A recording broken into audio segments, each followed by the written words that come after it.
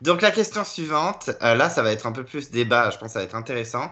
C'est pour vous, quel est le meilleur et le pire twist de koh Et est-ce que vous avez des petites idées de nouveaux twists que vous pourrez intégrer dans les prochaines saisons? Avant le débat, j'ai pris le soin de faire une liste quasi exhaustive des twists qu'on a pu voir. Donc je me disais que je pouvais vous la donner, comme ça peut-être que certains qu'en ont oublié, etc., ça pourrait les aider. Je dis quasi exhaustive parce que c'est possible que j'ai oublié deux, trois trucs. Comme twist, j'entends grosso merdo mécanique nouvelle qui n'existait pas auparavant dans une saison. Donc on a Nicoya avec chaque équipe qui envoie un émissaire qui rejoint l'autre équipe. Pocas del Toro, le fait que les équipes soient sélectionnées par les candidats eux-mêmes, c'est la première fois. C'est fait par les deux doyens. Saison 4, femmes-hommes, bien sûr. Saison 5, Pacifique, jeunes contre vieux, avec la possibilité pour une équipe qui gagne un confort de voler un candidat à l'autre. Saison 8, la mécanique de composition de l'équipe originale, avec 4 équipes de 4 qui s'affrontent, etc. Retour des héros, la première épreuve à élimination directe et le twist de la mort subite aux ambassadeurs. Le choc, héros contre sportif, bien sûr. Vietnam, avec les abandons, entre guillemets, de Boris et Véronique qui rejoignent ensuite l'autre équipe. Rajampat, collier d'immunité et vote noir, bien sûr. Malaisie, destin lié, qui pour ceux qui ne le savent pas aurait dû être dans Rajampat à la base, mais n'y ont pas été intégrés parce qu'il y a eu trop d'abandons, ce qui a modifié les plans de la prod. Nouvelle édition, le fait que pendant un conseil, on ait eu une tribu unique, en fait, tous les aventuriers qui votent au même conseil. Saison Johor, l'île des bannis, avec les aventuriers qui vont ensuite former les nouvelles équipes après la recomposition. Thaïlande, l'île au collier. Île au trésor, l'île au trésor. Et aussi, c'est la première fois qu'on a une épreuve éliminatoire pendant le jeu et pas au tout début du jeu. Cambodge, 3 équipes, plus les nouvelles règles du collier d'immunité qui devient cessible et du vote noir qui est transmis à un autre aventurier. Fidji, le paradis perdu. Combat des héros, l'île de l'exil. Guerre des chefs, les chefs. Île des héros, le mélange entre héros et aventuriers classiques. Dans les 4 terres, on a les équipes des 4 régions plus l'îlot de l'exil. Dans les armes secrètes, tout est dans le titre. Dans la légende, on a l'île des bannis et puis la séparation homme-femme avec la particularité que c'est pas des équipes mais bien des camps, des tribus séparées. Et puis on a le totem maudit et le feu sacré. Je rajoute aussi l'île des bannis de koh Malaisie. Ouais, c'est vrai, je l'ai oublié, honte à moi. Parce que c'est mon petit péché mignon. Mais non, donc déjà, il faut dans tous ces twists, il y en a plusieurs types. Il y a du coup le type de composition des équipes. Et aussi du coup les twists comme du coup le collier, tout ça, les petites mécaniques de jeu et le truc qui est vraiment au centre de la saison, par exemple à l'île du trésor, paradis perdu, etc. Donc on va faire par étapes. Tout d'abord pour la composition des équipes, je pense que le mieux c'est quand c'est les candidats qui constituent leur équipe, mais pas comme dans Caramoan bien sûr du coup, parce que ça permet vraiment aux candidats de contrôler leur jeu. Après, comment on décide qui est les équipes, ça dépend en fonction des saisons, comme la prod a envie de faire. Caroman, c'était vraiment le pire, quand même, faut vraiment le dire. Hein. Ensuite, il y a donc la question de toutes les mécaniques, style collier, binôme et tout. Je réfléchis, honnêtement, pour la question, par exemple, pour les colliers, c'est un très bon ajout. Binôme aussi, j'aime beaucoup. Parce que ça permet de. Pour les binômes, ça permet. Au milieu de la réunification, d'avoir un point au milieu de la réunification pour faire genre ça y est, on a atteint ce moment de l'aventure, une autre page s'ouvre de l'aventure. J'aime bien ce petit truc. C'est pour ça que j'aimais bien aussi à l'époque le trek des anciennes saisons, parce que c'était au milieu de la partie en équipe et ça permettait d'un peu dynamiser de la saison, alors qu'il y avait des épisodes mous à cette période. Donc tout ce qui est vote noir, tout cela j'aime bien. D'ailleurs le vote noir je préfère l'ancienne version parce que ça avait un côté plus solennel, c'est juste pour ça. Du coup, mais pour la question qui m'intéresse le plus, c'est la question du twist central. Et là, je contredis Max tout à l'heure qui ne l'aimait pas. C'est la question du le paradis perdu. Est pour moi, le meilleur twist qui a été proposé. J'ai expliqué pourquoi. Alors, certes, dans le fonctionnement qu'il y a eu dans l'exécution, ça a pêché. Mais sur l'idée de base, je pense que c'est vraiment la meilleure idée qu'ils aient eue. Simplement parce que le paradis perdu, cela permet de, pendant un épisode, enfin une journée, d'allier une personne de l'équipe avec une de l'autre équipe. Et ça permet de créer des alliances. Et on l'a vu avec Théotime et Mélanie qui avaient acquis un petit accord qui aurait pu marcher, je pense, si Théotime n'avait pas été éliminé par cette élimination qui nous enquiquine bien. Et donc c'est pour ça que je trouve le concept très cool. Ça permet en fait, de délimiter cette opposition jaune-rouge ou jaune-rouge, bleu-rouge s'il y a plusieurs équipes. Euh, et de renforcer les liens qui se créent entre les équipes. Et on en vient donc à. D'abord, je vais dire quel est le pire twist pour moi. Ça, je passerai à mes idées de twist. Donc, pour moi, le pire twist qui a été créé, je pense que c'est les armes secrètes parce que le bracelet noir était trop, en fait. Voilà. Mais ouais. Sinon, les autres twists, j'aime bien aimer. L'île des héros, j'ai pas aimé non plus, mais ça, c'est la saison qui fait que j'ai pas aimé, je pense. Voilà. Donc, dans cette même idée du paradis perdu, j'ai pensé à des twists qui pourraient être sympas. Donc ça, c'est ça se base sur le paradis perdu. En gros, chaque épisode, on désigne des candidats qui vont y aller, pas que deux, plusieurs. C'est pour ça que j'aime bien ça se fusionne un peu à l'île des bannis de 2012, où chaque personne vont aller sur une île pour survivre à 4, 5, 6, voilà, en fonction du nombre d'équipes. Et en survivant de la sorte sur un îlot compliqué, on peut aussi allier l'îlot de l'exil. Ça permet de créer des liens, éventuellement des alliances. Éventuellement, on pourrait trouver sur cette île des colliers ou des autres objets intéressants comme le paradis perdu qui permettraient d'avoir des alliances, encore une fois, par exemple. Et donc ça, c'est une idée de twist qui mêlerait paradis perdu, îlot de l'exil et île des bannis et îlot collier. Je pensais à un autre twist qui serait aussi lié au chef. C'est un bon concept, je trouve. C'est dans le cadre où une équipe serait totalement dévastée, comme par exemple les Rouges, dans de la guerre des chefs, justement. Moi, j'avais pensé à un truc, je sais pas, me direz ce que vous en pensez, c'est que le chef de chaque équipe, s'il le souhaite, peut défier l'un des autres chefs ou un des autres chefs adverses dans une épreuve éliminatoire, justement, un peu dans le même style d'épreuve qu'il y avait entre Yacine et Vincent, le même style d'épreuve.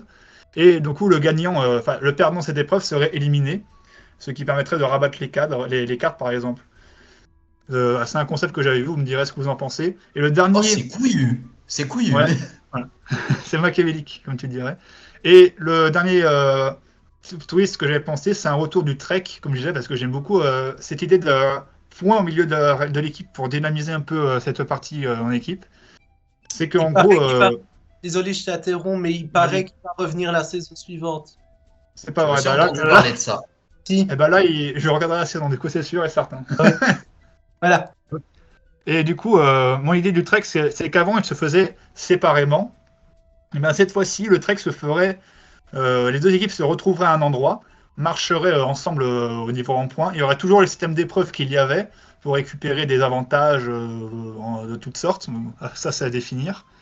Et du coup, dans cette même veine, de limiter l'opposition rouge-jaune, et par ce trek qui unirait les équipes dans un même effort, ça pourrait créer des liens qu'on ne soupçonnerait pas.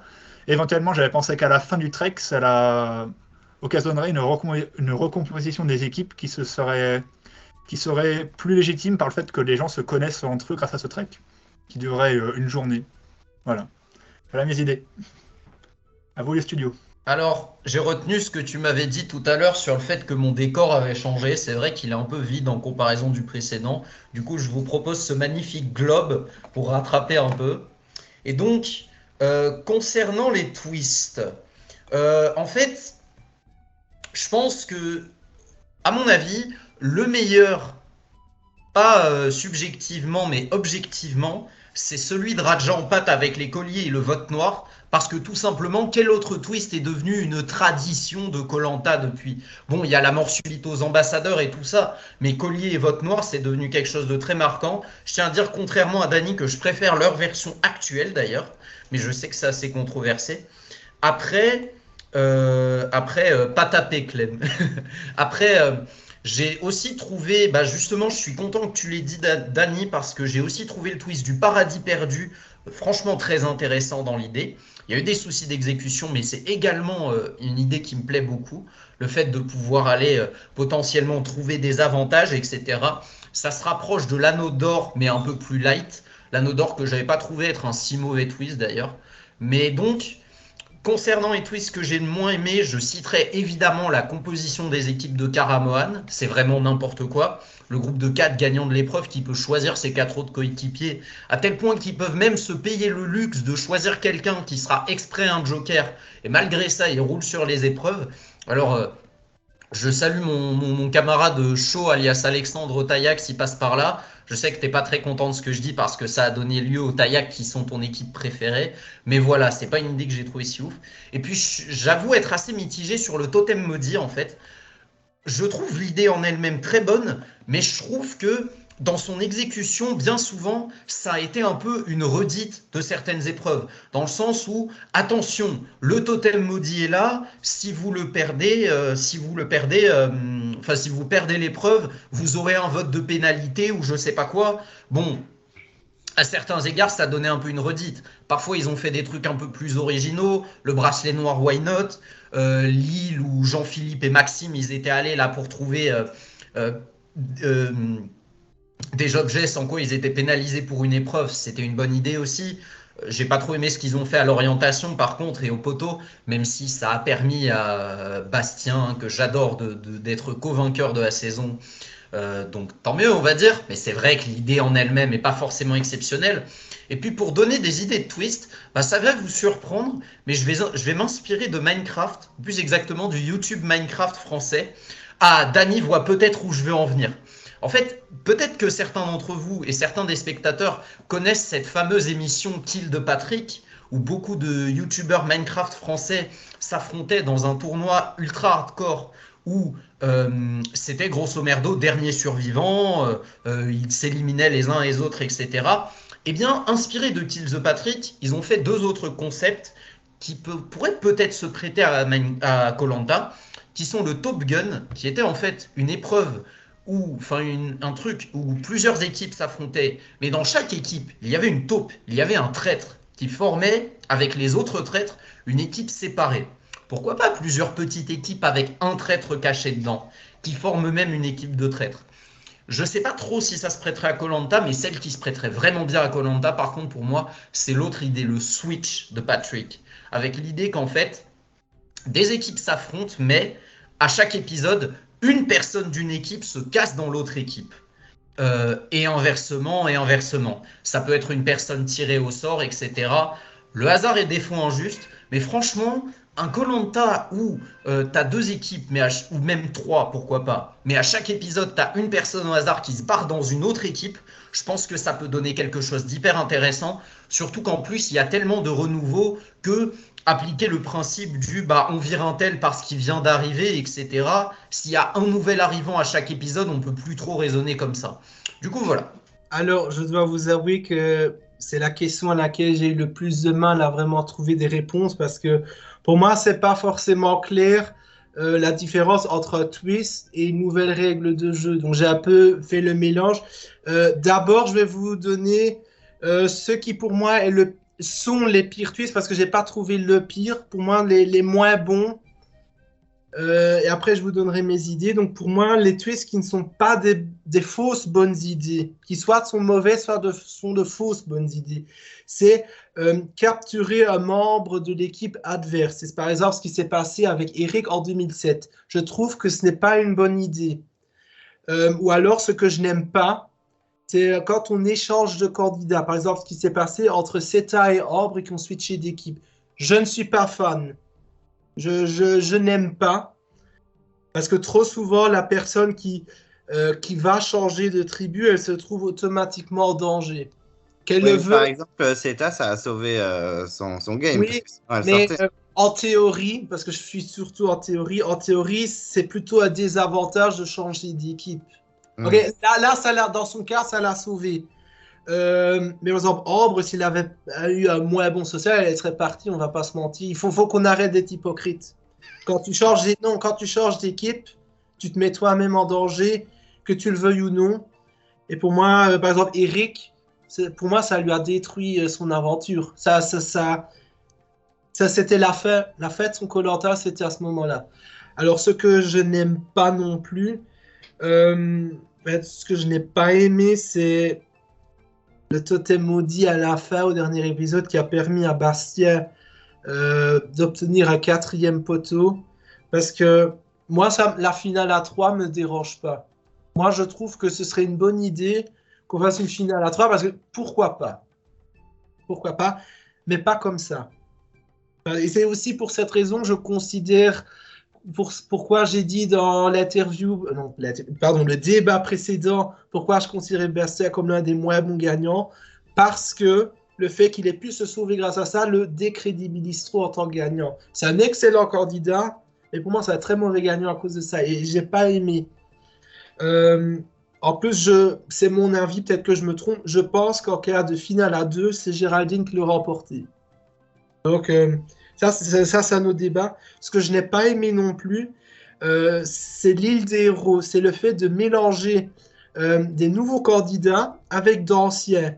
En soit, il y a plusieurs problèmes à cette saison. C'est que les anciens, on a pris du clone, on a pris du Théoura. On a pris des gens qui étaient euh, d'un calibre trop élevé pour des nouveaux. On aurait dû prendre des anciens qui étaient plus des gens comme des Jessica, des Sarah. Pour moi, ça, c'est un bon choix. Mais il y a deux problèmes à ça. C'est qu'une fois, on les intègre dans des équipes, mais les anciens, ils se trouvent automatiquement en minorité. Pourquoi est-ce qu'on a éliminé Théoura à l'épisode 3 ou 4? Ben parce que c'est un ancien, parce qu'il n'avait rien pour se défendre, parce qu'on est les nouveaux candidats, on vient pour nous bousiller l'aventure, ben on élimine Théoura. Et ça, rien que cette élimination prouve que ce n'était pas une bonne idée de faire ça comme ça. Je trouve que ils auraient dû tenter une des deux propositions que je vais faire, soit on fait une troisième équipe, donc on fait deux équipes de nouveaux et une équipe d'anciens. 7 nouveaux dans l'équipe rouge, 7 nouveaux dans l'équipe jaune, 7 anciens dans l'équipe noire. L'inconvénient, c'est que les anciens, ils vont se retrouver en minorité à la réunification, mais bon, peut-être que la deuxième idée est la meilleure, et ce qui s'est fait aux États-Unis, 10 nouveaux face à 10 anciens. Ça a été. Il y a une des deux saisons qui, pour moi, est la deuxième meilleure de Survivor, mais les deux saisons, il y a un gros problème. Les anciens ont trop dominé la saison par rapport aux nouveaux. Et c'est le risque à prendre. Du coup, moi, je m'interroge. Est-ce que mélanger les anciens avec des nouveaux, est-ce que c'est vraiment une bonne idée? Et moi, je pense que non. Malgré le fait qu'il y a une saison de Survivor que je trouve exceptionnelle. Mais si je suis objectif, les anciens ont trop dominé. Tu parles de la saison 16. Exactement. Alors, d'autres choses que j'ai pas aimé, j'ai mis armes secrètes, mais entre guillemets. En fait, le problème des armes secrètes, c'est pas le bracelet noir le problème, c'est que les candidats ne sachent pas qu'une chose pareille puisse exister. Parce qu'on dit, il existe des armes secrètes. Ok, mais c'est quoi le pouvoir de ces armes? Qu'est-ce qui existe? Ils sont combien? Pour moi, on doit dire aux candidats, ok, il existe ces armes secrètes, la liste. Il existe le vol de vote, le détournement, il existe le kit ou double et il existe le bracelet noir. On cache l'ambassadeur secret, ce qui est logique, on cache le pouvoir du talisman, mais on dit clairement, écoutez, il y a ça qui existe. Parce que on se met à la place de Laetitia et Vincent. À quel moment pouvait-il s'imaginer qu'un objet d'une telle puissance puisse exister? On est d'accord. Moi, c'est pas ça le problème. C'est pas le bracelet noir. C'est la façon, même pas la façon dont on a trouvé. C'est la façon dont on l'a amené dans la saison, dont on l'a caché l'existence, le problème. Un autre problème, enfin un autre twist que j'ai pas aimé. J'aimerais qu'on arrête avec les concepts du style homme contre femme, jeune contre moins jeune, ancien contre sportif, 4 terres. Par exemple, pourquoi j'aime pas homme contre femme? Parce que c'est un twist, on sait d'avance, ça va ne durer que 2 épisodes. Pour moi, ça n'a aucun sens, parce que de toute façon, on sait que les équipes vont remixer. Alors pourquoi on fait ça? En plus, c'est des idées qui rendent les réseaux sociaux hyper toxiques. Parce que, oh, mais naninana, les femmes sont aussi fortes que les hommes, naninana. Non. S'il y a un remix, c'est parce que les femmes ne sont justement pas plus fortes que les hommes sur les épreuves physiques. Et c'est pour ça que tu ne sais pas faire beaucoup d'épreuves avec un twist pareil. Pourquoi je n'aime pas les jeunes contre les vieux? Parce qu'à chaque fois qu'ils ont fait ça, il y a eu un Pagonjin. 2005, c'était un Pagonjin, les jeunes étaient plus forts. 2006, les jeunes étaient plus forts. 2017, les vieux étaient plus forts, mais la production en a décidé autrement. À chaque fois, ça a été 3 saisons qui auraient pu être beaucoup mieux que le résultat que ça a donné. Le choc des héros qui a donné ancien compte sportif, on critique énormément cette saison pour le manque de stratégie, mais c'est évident qu'il n'y en aurait pas. C'est évident. On met 2 équipes qui n'ont rien, mais absolument rien à voir avec l'une. C'est évident qu'il n'y aurait pas de stratégie. C'est évident qu'il y aurait du Pagonjin. Et c'est tellement évident que je ne sais même pas citer ce point-là dans les points faibles de la saison. D'ailleurs, je regrette énormément que les anciens aient été en majorité à la réunification, parce que si les sportifs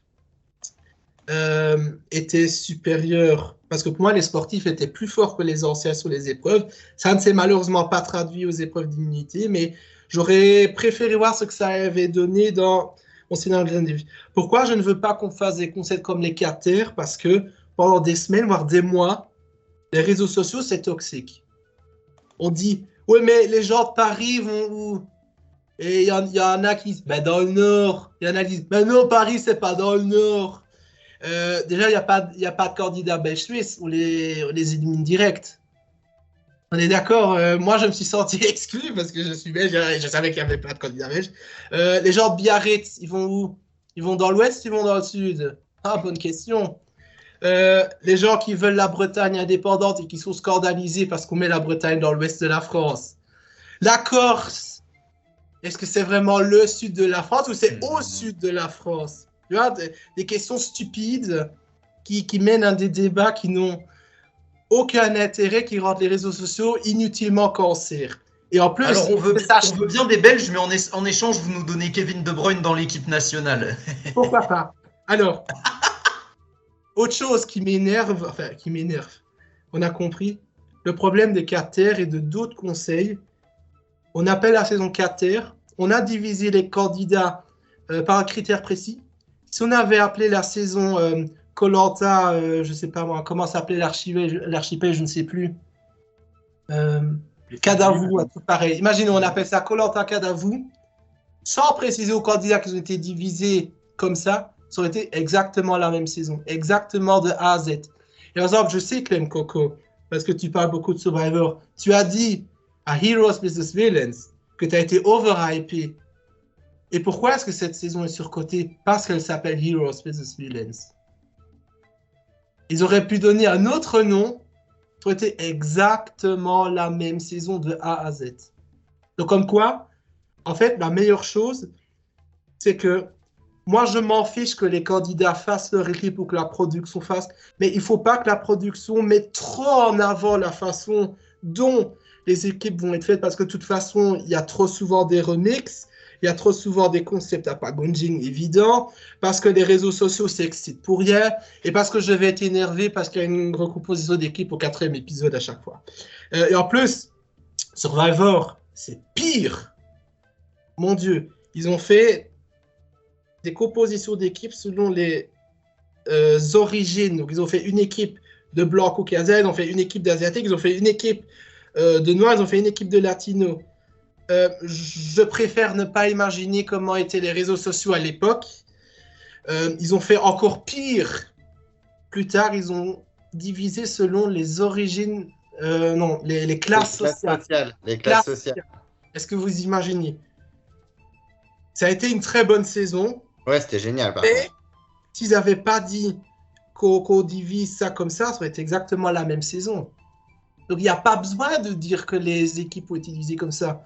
Il y a une autre saison qui a été très bonne aussi. C'est la saison 28, on a divisé en Beauty versus Brain versus Brown, qui veut dire la beauté. Donc, on met une équipe avec quasiment que des mannequins, une équipe Brown avec des costauds, des musclés, une équipe Brain où on met des gens, on met un champion d'échecs, on met une avocate, on met quelqu'un qui travaille dans une centrale nucléaire. Ok. Enfin, chez les Beauty, on avait taille. Non, là, tu confonds avec la saison 32. Mais non, il y avait. Non, c'est dans Beauty hein, qu'il y a taille. Oh, je ne sais C'est plus. quand même des Blason, concepts ce que à je la... veux dire par là. Ce que je veux dire Mais par là. par contre, ce concept qui est complètement con, la saison est quand même. Elle est vraiment très bien cette saison. Mais c'est vrai que le concept est complètement con. Mais en fait, c'est ce que je dis. En fait, le concept est ridicule et c'est cancer à mort sur les réseaux sociaux. Mais si on n'avait pas mis ça en avant, c'est exactement la même saison. Ce que je veux dire, en fait, ça sert à rien de dire on va faire les hommes contre les femmes, on va faire des jeux contre les vieux, on va faire les classes sociales avec les classiques. Ça ne sert à rien. Faites, composez vos équipes comme vous voulez. De toute façon, vous allez recomposer vos équipes au 4e épisode. Ce qui va m'énerver, de toute façon, ça n'a servi à rien, tout ça avait fait. Et c'est ça qui m'énerve aussi. J'en ai marre, avec un grand M de marre, qu'on fasse des remixages d'équipes à chaque fois. Parce que, et là je vais prendre 2 exemples de Koh-Lanta. Je vais prendre Koh-Lanta Vietnam, la saison 10. Au 3e épisode, on a remixé les équipes. Parce qu'on a commencé par hommes contre femmes. Évidemment, on sait d'avance qu'ils vont remixer. Qu'est-ce qu'on arrive? On arrive avec un quatuor. Véronique, Jean-Pierre, Kounlé, Philippe qui se retrouvent dans une nouvelle équipe qui n'était pas la leur. Ils se retrouvent en majorité dans cette nouvelle équipe. Et devinez qui n'avait absolument aucune chance de s'en sortir. Virginie, Marine et Aurélie. Donc, à l'épisode 5, on aurait pu n'avoir aucune des 3 filles s'il n'y avait pas eu tous ces abandons médicaux ou volontaires. Donc, on est d'accord, il y a l'injustice. On est d'accord. Une autre injustice dans Koh-Lanta, c'est le totem maudit. On fait 3 magnifiques équipes. 3e épisode, les bleus, ils n'ont perdu personne. Les verts ont perdu 2 personnes. Les violets ont perdu 2 personnes. Donc on a 8 bleus, on a 6 verts et on a 6. Il me semble que c'était orange. On fait les... Oui, ok. Mais ce que je veux dire par là, c'est que les bleus, ils n'étaient jamais allés au conseil. Qu'est-ce qui se passe au 4e épisode? Les bleus se retrouvent minoritaires dans une nouvelle équipe. Et ça conduit à l'élimination de Samira. Alors on peut dire, oui, mais Samira, elle s'est cramée tout ça. Non. Quoi qu'il arrive dans cet épisode, c'est un candidat bleu qui serait parti. Alors que ils n'avaient perdu personne avant sur les 3 premiers épisodes. Et donc, ils n'avaient rien à se reprocher. Et avec un remixage d'équipe, ils se sont trouvés en minorité. Et je suis désolé, c'est honteusement injuste. Alors, on peut dire, OK, sur cette saison-là, il y avait une épreuve pour désigner de nouveaux capitaines. Je suis désolé, je vais revenir sur l'émission américaine. Je suis à 32 saisons. Il y a facilement un tiers des saisons qui ont commencé avec 3 équipes. Facilement. À chaque fois, au 4e ou 5e épisode, il y a eu un remixage. À chaque fois. Pas une seule fois, ils nous ont fait une guerre des chefs. À chaque fois, il y a eu des injustices quelque part, donc c'est-à-dire des candidats qui étaient dans des équipes qui ne sont jamais allés au conseil, qui se sont retrouvés dans la mouise, dans des nouvelles équipes. Et à chaque fois, ça m'a énervé. Parce que je me dis, OK, vous faites 3 équipes, pourquoi vous ne faites pas comme la guerre des chefs? Pourquoi vous n'allez pas jusqu'au bout avec ces 3 équipes? Pourquoi? Et ça, je ne sais pas. Et c'est pour ça que je mets le remixage des équipes dans les pires twists. Parce que, OK, ça a de l'intérêt pour le divertissement. OK, ça a de l'intérêt pour relancer la saison. Il y a beaucoup de points pour lesquels je peux comprendre, mais je trouve qu'il y a trop d'injustice qui ne devrait pas avoir lieu. À partir du moment où tu es dans une équipe qui a toujours gagné, pour moi, ce serait hors de question que tu te retrouves à la minorité parce qu'il y a un remixage des équipes. En plus, je trouve, et ça ce n'est que mon avis, toutes les saisons, que ce soit de Koh-Lanta ou de Survivor, qu'on commence avec 3 ou 4 équipes, à chaque fois c'est devenu 2, c'est devenu moins bon. Pas uniquement pour l'injustice, mais je trouvais les épisodes moins bons, je trouvais que c'était plus mou, je trouvais que c'était moins intéressant, il y avait moins de dynamique, l'éliminer était souvent plus évident. Et comme j'ai dit, il y a plus de packaging, il y a des packaging dès la phase en équipe. Quand on se retrouve avec des autres couleurs, ça détruit des alliances qui ont été mises en place parce que la personne qui t'était alliée elle se retrouve dans l'autre équipe. Ok, quand Koh-Lanta, ça n'a pas été le cas parce que dans Cambodge, on a fait une équipe où l'équipe perdante était dissoute. Dans le Totem Maudit, on a fait une épreuve dans laquelle les deux étaient capitaines, mais quand je regarde Survivor, c'était quasiment toujours du tirage au sort. J'étais pas content. Qu'est-ce que j'ai encore à dire? Alors, j'ai un dernier truc qui pour moi est le plus gros point faible de Koh-Lanta et je ne voulais pas le dire dans la première question parce que je voulais aborder maintenant. C'est tout ce qui est collier d'immunité, îlot collier, anneau d'or par d'immunité. Tout ce qui est, il faut chercher quelque chose. Parce que j'ai l'impression qu'il y a trop de magouilles. Par exemple, un candidat va chercher un collier dans la forêt. Quand est-ce que le collier qu'il va trouver a été caché? Est-ce que le candidat a vraiment trouvé tout seul ou est-ce que le caméraman l'a aidé? Est-ce que ce n'est pas la porte ouverte à des magouilles? Combien de temps le candidat a cherché réellement? Tout un tas de questions. Par exemple, le paradis perdu, pourquoi j'aime pas? Non plus, parce que déjà, ça met une cible sur le dos des gens qui sont allés. Parce que les candidats qui sont restés sur l'île, ils ne sont pas idiots, ils savent, ah oui, le mec, il est allé sur le paradis perdu, il faut faire attention. Il devient une cible. Et on ne sait pas si le contenu des boîtes a été modifié suivant qui venait sur l'île. Parce qu'on ne nous a pas dit avant la saison tout ce qu'il y avait dans les boîtes. Donc, vous voyez, tous ces concepts de il faut aller chercher quelque chose, je trouve que ça rend l'émission, par exemple, comme le bracelet noir. On doit chercher quelque chose, on trouve. Pour moi, ça, c'est le gros point faible de Koh-Lanta depuis quelques années, c'est on ne sait pas si c'est crédible ou si c'est magouillé. C'est un énorme point faible. Et je trouve qu'on devrait être beaucoup plus transparent avec les candidats, avec les téléspectateurs.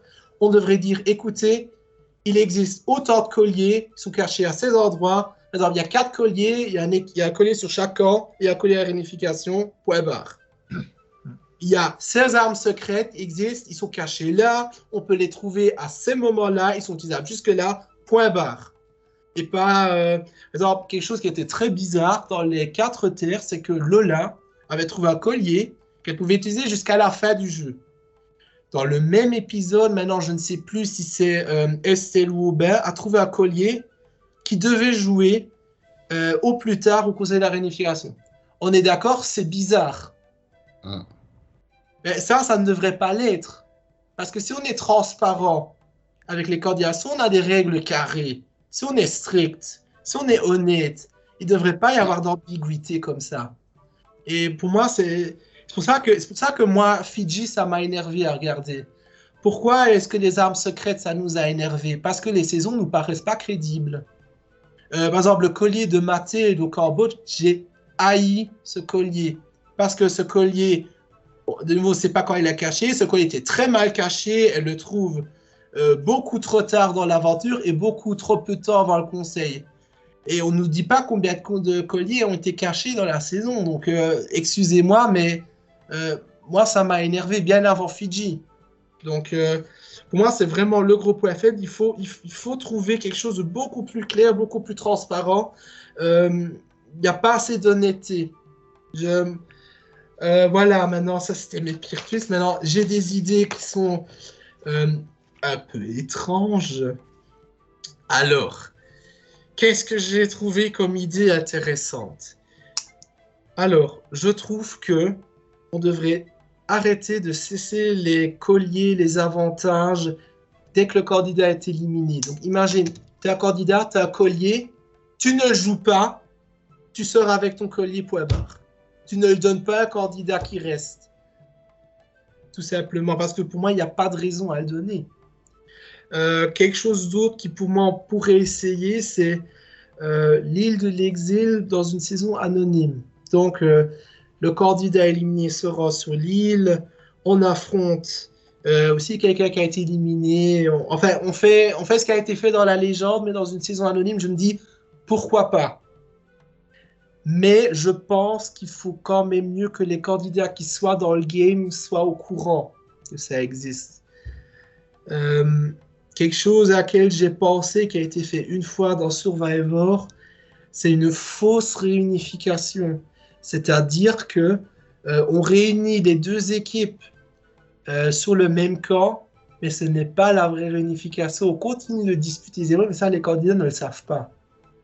Et c'est un concept... Elle ne le savait pas, oui, effectivement. Oui. Mais c'est un concept qui est difficile à mettre en place parce que Koh-Lanta, qu'est-ce qui traduit la réunification? C'est les ambassadeurs. Donc, mais on pourrait peut-être commencer déjà à réunifier les deux équipes sur une même plage 1 ou 2 épisodes avant les ambassadeurs. Ça, c'est une idée, je ne dis pas qu'elle est excellente, hein. C'est juste quelque chose qui m'est venu. Je trouve qu'on devrait réformer le vote noir.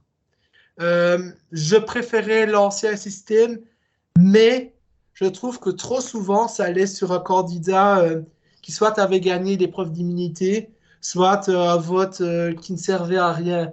Je trouve que actuellement, ça ressemble trop à double vote. Je pense que la meilleure chose qui puisse arriver concernant le vote noir, c'est que la dernière personne éliminée au conseil assiste au suivant et puisse voter elle aussi. Et ça, ce serait son vote noir. Parce que comme ça, ce ne serait pas un simple double vote. Elle sait qui est immunisé. Elle a entendu ce que les personnes avaient à dire. Maintenant, est-ce qu'elle doit se taire ou est-ce qu'elle doit poser des questions? Ça, c'est autre chose. Mais je pense que ce serait une alternative entre ce que fait Koh-Lanta et ce que fait Survivor. Parce que Survivor, c'est tout le jury qui assiste au conseil, mais doit la fermer. Donc, ils sont juste à assister. Mais je pense que c'est une bonne alternative entre les deux. Vous l'avez compris, je pense que les meilleures choses à faire, c'est tenter des saisons avec 3 ou 4 équipes, sans remixage des équipes à l'épisode 4 ou 5. Je comprends que c'est pas toujours facile parce que si tu fais 4 équipes, t'as pas beaucoup de candidats dans les équipes. Mais je trouve qu'on aurait plus souvent dû essayer le système guerre des chefs où on a gardé les 3 équipes. Parce que pour moi, la guerre des chefs, c'est la meilleure saison qui a été faite sur les dernières années et ce n'est pas pour rien. D'autres choses que j'ai notées, une immunité pour les ambassadeurs ou les épreuves éliminatoires que l'on peut gagner sur une épreuve qui se déroule le premier jour. Donc, par exemple, les armes secrètes, on a offert un genre de talisman au vainqueur qui avait un double pouvoir. Et je me dis, pourquoi est-ce qu'on ne leur offrirait pas une immunité pour les ambassadeurs? Pourquoi est-ce qu'on ne leur offrirait pas une immunité pour les épreuves éliminatoires? Donc, si Denis dit, maintenant c'est l'épreuve éliminatoire, tu sors ton avantage, dis, non Denis, je ne participe pas à l'épreuve, je suis immunisé. Voilà, comme ça calme tout le monde. Mais je me dis, pourquoi pas? Qu'est-ce que j'ai encore d'idées, mec, hein. Qu'est-ce qu'il y a? T'as des putins d'idées, mec, hein. Vraiment, je vais demander à la prod de t'engager, en fait, hein, vraiment. Ouais, je vais déposer mon sujet sacré avec Elena, d'ailleurs, hein. L'immunité aux ambassadeurs. Oui. Elle a gagné une épreuve, du coup, elle a pu ne pas participer à... Elle Ah ne oui, pas être positionnée aux ambassadeurs. Ah oui, Encore ok. une Belge, d'ailleurs. Oui. Ah oui, décidément. Autre chose, mais je trouve que ça aurait déjà été du fait depuis très longtemps. Je suis contre le fait qu'il y a un tirage au sort lorsqu'il y a égalité au conseil. Je trouve qu'on devrait faire une épreuve. Comme ça, ce n'est pas le plus chanceux qui reste, mais le plus compétent. Par exemple, le Fire Challenge. Isabelle. Le Fire Challenge. Une épreuve parfaite pour ça. C'est fait dans Survivor et c'est sans discussion. Quelque chose qui a aussi fait dans l'émission américaine, c'est Blood versus Water. C'est des proches. Donc, tu viens avec ton proche. Toi, tu es dans une équipe, ton proche. Donc, ça peut être ta femme, ton mec, ta fille, ton fils, ton cousin, cousine, un ami. Et dans l'autre équipe. C'est sympa. Moi, j'ai adoré. Hein. Moi, les Blood with His Water, les deux saisons, j'ai adoré. Non, je ne sais pas trop quel est le meilleur format. Est-ce qu'il faut faire 10 anciens face à 10 proches ou est-ce qu'il faut Moi, faire... que des anonymes. Les Bon. anciens, c'était le moins bien des deux. Je suis pas forcément d'accord, mais je ne sais pas, j'ai pas réfléchi. Mais je me dis, pourquoi pas? Et je dis pas que c'est une bonne idée, je dis pourquoi pas. La dernière idée que j'ai, je trouve que il y a un concept qu'on a tenté mais qu'on n'a pas poussé assez loin, c'est commencer une saison par une phase individuelle. Ça a été fait dans la légende, ça a été fait dans la nouvelle édition, ça n'a pas duré assez longtemps et j'aimerais qu'on tente ça dans une saison anonyme. J'ai pensé à 22 candidats. C'est étrange. Pourquoi 22? J'imagine 3 épisodes où les hommes et les femmes cohabitent sur le même camp. On a 3 femmes éliminées, 3 hommes éliminés en 3 épisodes. On se dispute une épreuve de réintégration. Comme ça, on passe de 16 à 18 candidats. On fait 3 équipes de 6. Alors, pourquoi est-ce que je veux une phase individuelle au début? Parce que je trouve que ça n'a pas été poussé assez loin dans les 2 saisons. Par moi, ça m'aurait énormément intéressé de savoir quelle aurait été la 3e femme éliminée dans la légende s'ils avaient continué. Ça m'aurait vraiment intéressé. J'étais très déçu qu'ils fassent déjà les équipes. Mais il y a des stratégies à réfléchir. Si on fait une phase individuelle, quelle stratégie va-t-on adopter? Est-ce qu'on va éliminer des candidats qu'on juge forts, en sachant qu'on peut les avoir dans notre équipe plus tard? Ou alors, est-ce qu'on va éliminer des candidats qu'on juge plus faibles, comme ça ils ne viennent pas dans notre équipe? Ou alors, on va conserver les candidats qu'on trouve les plus faibles, comme ça ils vont dans d'autres équipes? Et pourquoi pas? Peut-être que le social serait très intéressant. Peut-être que ça va forcer les candidats à faire des alliances à 3 ou 4 ou même beaucoup plus très tôt. Et bien, je me dis, pourquoi pas? Pourquoi pas ne pas tenter une saison où on essaye ça? Donc ça, c'était mon idée. Maintenant, on arrive au meilleur twist selon moi. J'ai quasiment rien écrit parce que j'ai pas trouvé. Je trouve que tenter 3 équipes comme on a fait à la guerre des chefs, c'est la meilleure chose parce que 2 équipes, il y a trop de Pagonjin, tout simplement, et parce que pour moi, la guerre des chefs, ça a été la meilleure saison de ces dernières années. Ce n'est pas pour rien, parce que Corbotch, c'est devenu moins bien au remixage. Les Cater, c'est devenu moins bien au remixage. Les saisons à 2 équipes, la plupart n'étaient pas bonnes. Donc je veux 3 équipes, on essaye.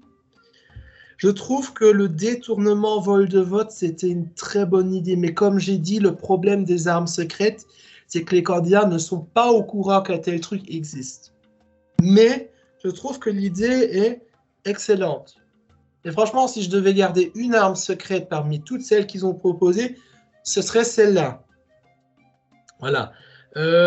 J'ai pas vraiment d'autres idées de twist, parce que comme j'ai dit, il n'y a pas vraiment grande différence entre un twist et une nouvelle règle, mais je trouve vraiment que la pire règle de Koh-Lanta, c'est tout ce qui est collier qu'on doit chercher, c'est pas clair quand utiliser, c'est pas clair si c'est honnête ou si c'est magouillé. C'est aussi une des raisons pour moi qui fait qu'il y a peut-être moins de gens qui regardent, parce que les gens ne sont pas idiots devant la télé. Ils ne sont pas idiots, les gens. Sur les réseaux sociaux, ils le sont, ça oui. Mais devant la télé, ils ne le sont pas. Moi, Corbotch, quand j'ai vu Mathilde qui a trouvé son collier, c'est la première fois où je me suis énervé en regardant l'émission. Et la première chose que j'ai dit, oulala, ça c'est pas bon pour la suite du programme. Et j'avais entièrement raison parce qu'après il y a eu Fidji. Voilà. J'ai cru que tu allais dire une insulte. Non, je suis resté assez poli. Voilà, donc c'est même ouais. dans l'île au trésor, et la vraie cette fois, quand Julie, même si j'adore Julie, hein, Julie qui trouve l'espèce de petit mot pour avoir l'indice comme quoi il y a un collier sur une épreuve, qu'elle est vraiment en mode mais je vois un truc. Non mais là le caméraman il est en mode comme ça en fait. Non, mais même déjà là ça commençait. Hein. Ouais, mais c'est ce que je dis, on sait pas trop. Est-ce que c'est vrai?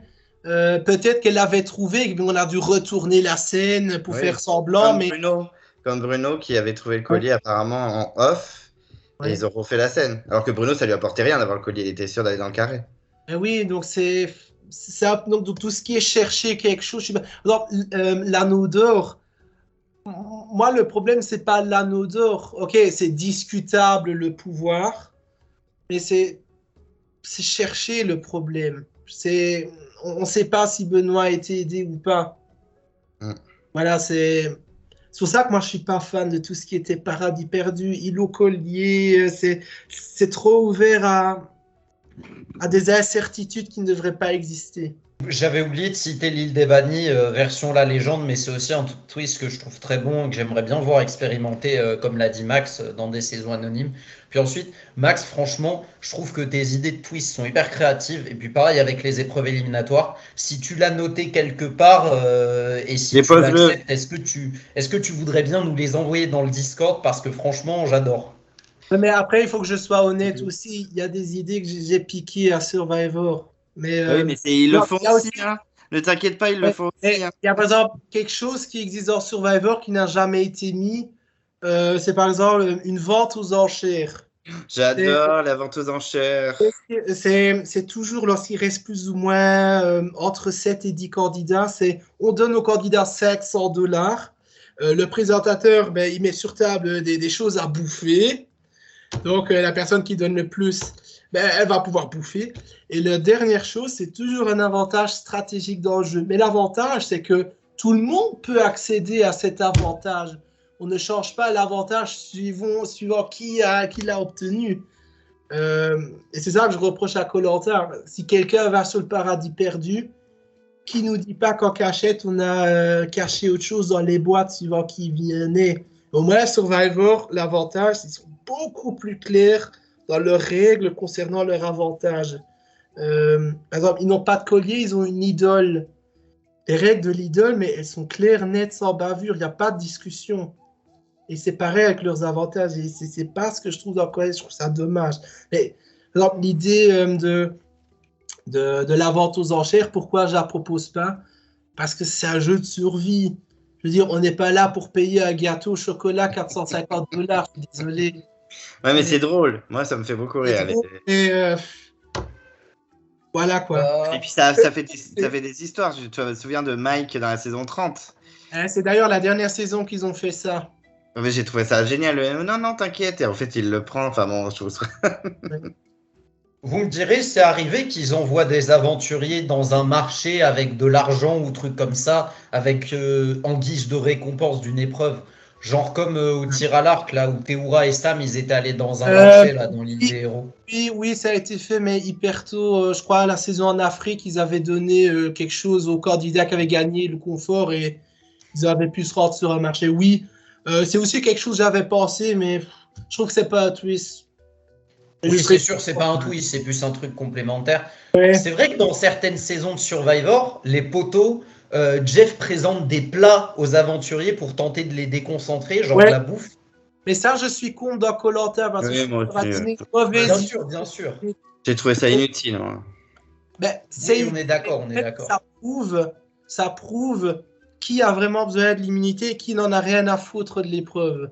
Mais je trouve qu'en France, ça donne une mauvaise image à l'émission. On n'oublie pas, c'est une émission de survie. On n'est pas là pour bouffer des cookies. Voilà. Mais du coup, moi, vous avez tout dit, donc ça va être un peu compliqué pour moi de développer un peu plus. Moi, clairement, le twist qui m'a le plus agacé, et c'est pour ça d'ailleurs que cette saison, je la trouve pas intéressante malgré quelques pépites de casting, c'est Cara Mohan le début. Parce que ça a détruit la saison en 3 secondes. Dès le premier épisode, c'était terminé. Quand on a une équipe où tu as Christopher, Bertrand, Frédéric, Christelle, même Nathalie ou même Carole qui est bonne en équilibre et tout, c'est terminé. En fait, ils avaient Hakim et Jean-Bernard qui tenaient la route. Le reste, bon, elle est mignonne, hein, Charlène, mais c'était pas une Christelle, quoi. Donc déjà, ça m'a agacé, j'ai détesté. J'ai pas trop aimé aussi. En fait, je trouve que le collier, c'était sympa à la base. J'avoue que quand j'ai vu Raja en pâte, j'ai fait ah, trop stylé, machin. Mais c'est devenu n'importe quoi. Donc, ben, Max l'a assez dit. Trop de trafic. On sait jamais, nous, on n'est jamais au courant de rien. Des colliers qui marchent jusqu'à la vérification, d'autres colliers qui vont jusqu'au bout, on sait pas pourquoi. Des colliers qui sont cachés là, qui sont cachés machin. On prend souvent l'exemple des armes secrètes parce que pour moi, c'était vraiment le plus flagrant. Au moment où Laetitia trouve par hasard un collier à l'endroit où elle était en train de pisser, bon, je dirais que j'ai fait. Elle a trouvé le collier pour que le bracelet soit utile dans la saison. Enfin, tout est trafiqué, c'est insupportable. Donc moi, ce genre de twist, maintenant, ça me fatigue. Et quand j'avoue que j'ai vu les annonces de début de semaine, ça me fatigue. En fait, c'est tout le temps la même chose. On va se retrouver avec des faux colliers, des vrais colliers, des bracelets, une bijouterie entière. Enfin, je comprends pas le délire. C'est vraiment relou.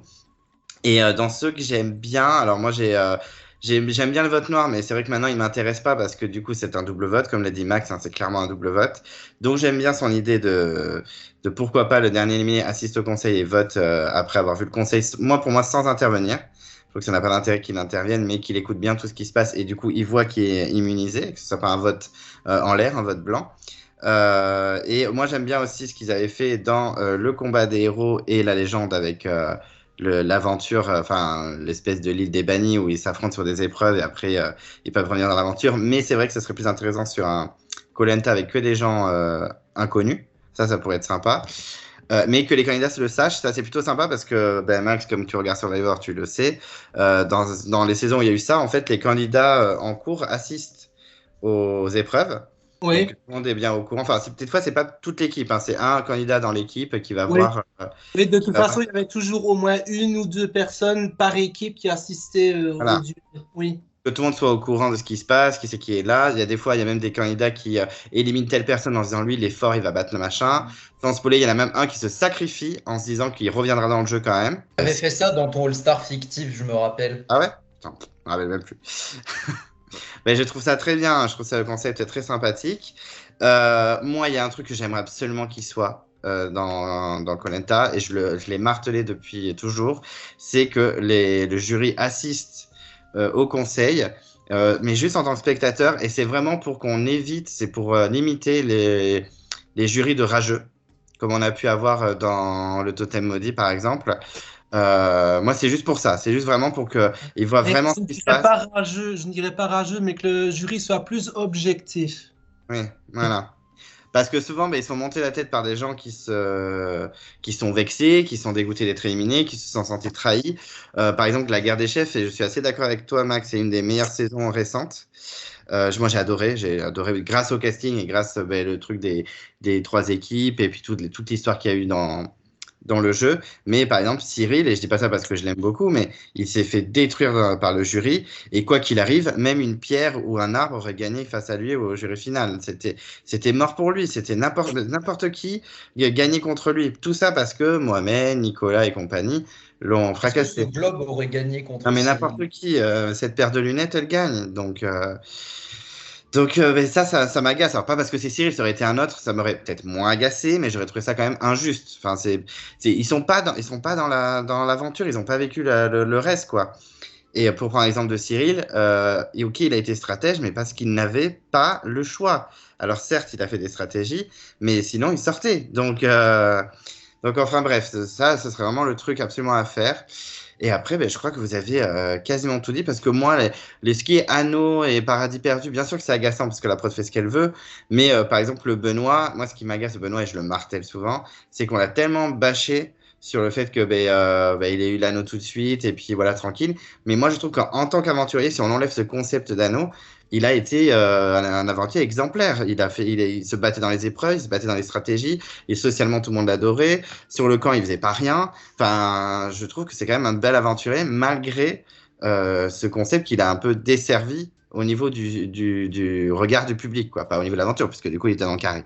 Mais, euh, mais voilà. Mais après, bon, c'est surtout la saison de 8 qui, pour moi, du coup, est pas une très bonne saison à cause de ça. Et je trouve que les colliers et toutes les armes secrètes et tous les concepts après se sont épuisés et on sait que c'est de la triche à mort. Pour conclure, juste deux mots.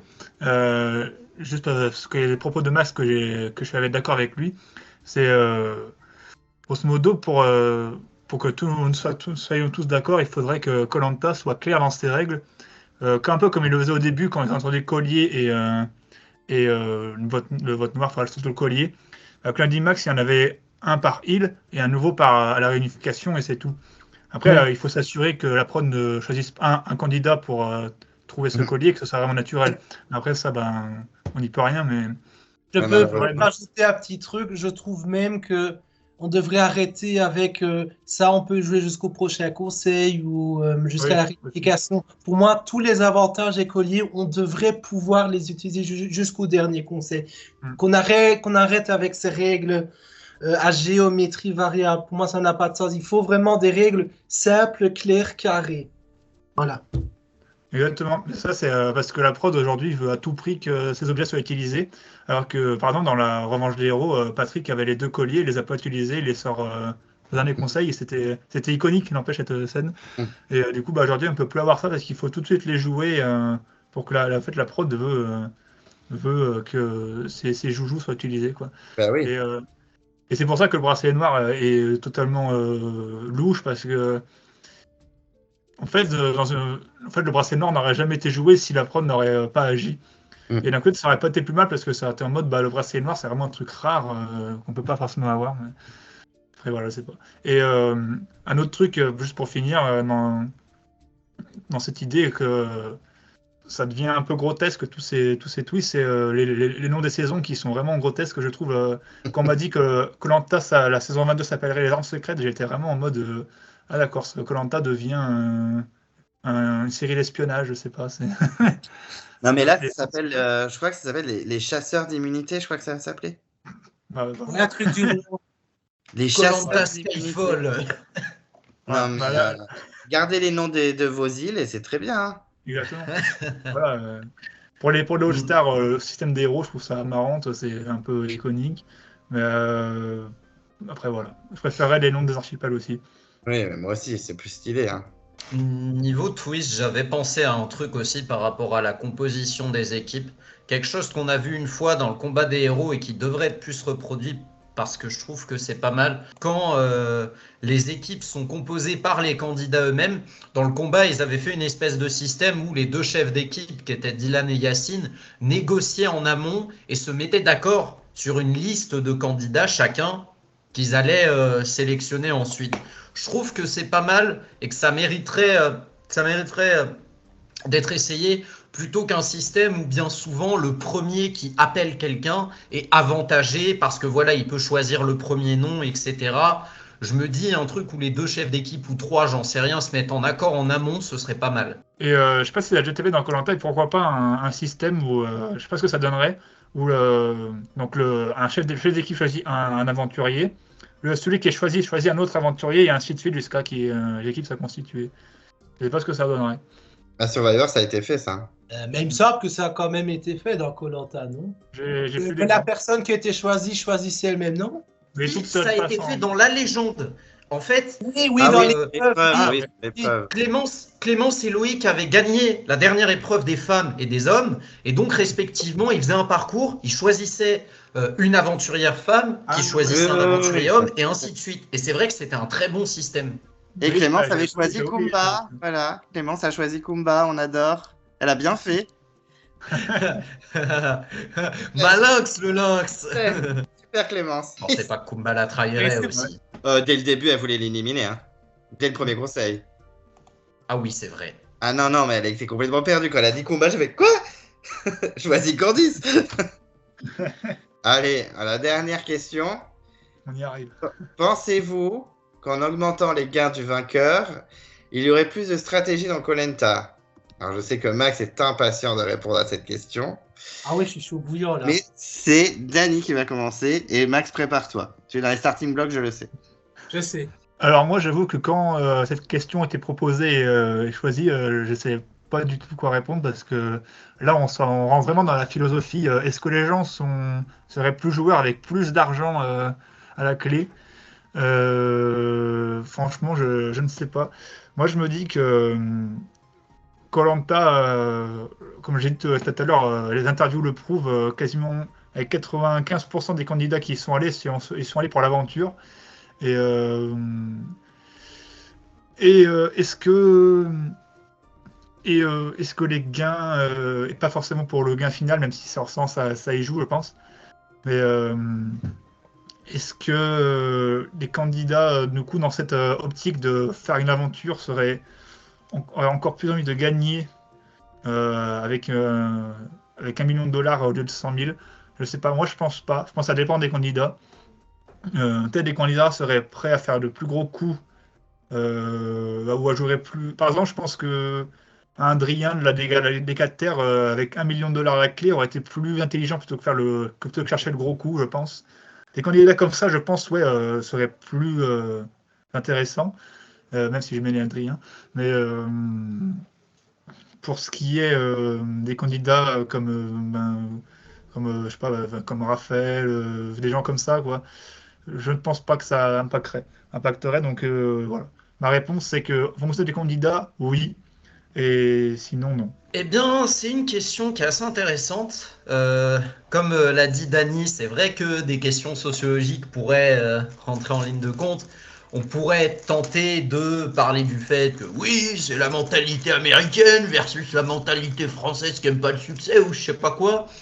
Je pense pas que ce soit ça. Par contre, je pense qu'il y a plus quelque chose à voir sur la mentalité ou plutôt sur les attentes du public.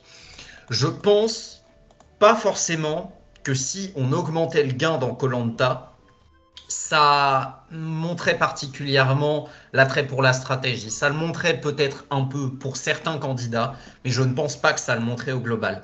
Parce que je pense que c'est aussi une question de logique et de raisonnement des candidats, mais aussi du public. Je sais que lorsque certains fans français de KL qui, on va dire, sont plus orientés sur la stratégie, préfèrent Survivor, etc., critiquent koh et par exemple les réactions du public, ils vont dire oui, les gens ils ragent contre les stratégies, etc. Ils se disent que les stratèges c'est des pourris machin, alors que dans Survivor ils font la part du jeu, enfin la part des choses entre le jeu et l'humain, etc. Machin chouette. Eh ben, j'ai envie de dire pas tant que ça. Parce que franchement, quand tu regardes des forums de Survivor, bah en fait, souvent, les gens, ils sont conscients que les gens qui font des gros coups dans Survivor, etc., c'est des enculés. Mais c'est même pour ça qu'ils les aiment, en fait. Je veux dire, c'est l'aspect confrontation des plus grands sociopathes des États-Unis, c'est quelque chose qui est recherché par beaucoup de fans de Survivor, en fait.